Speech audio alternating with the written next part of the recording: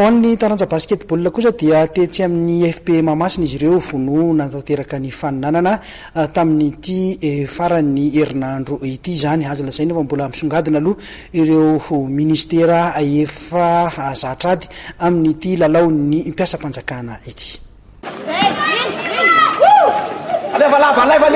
Tetsy amin'ny FP Mamasina kosa no nanohy ny faninanana zareo amin'ny taranja basketball mbola faninanana ihany.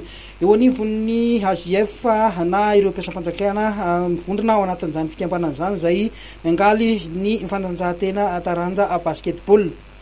Lalao maromaro ary no nitaterahana tetsy amin'ny FP Mamasina tamin'ny asabotsy maraina teo ka ny vokatra tamin'izany dia ny ministera ny santé nandresy ny MPMP tamin'isa 27 sokajy vehivavy io.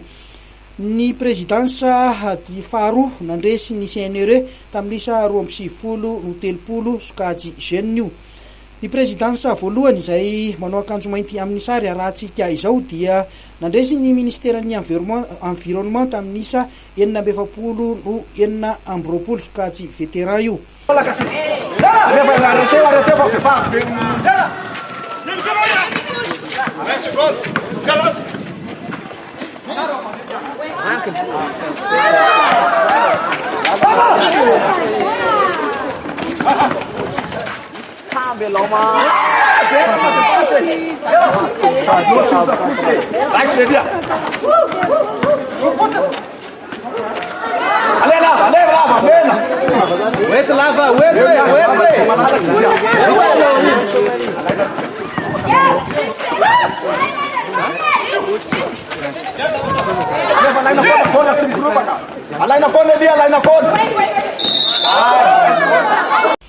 Ny MPAE dia nandresy ny midy tamin'isa 430 sokajy vehivavy.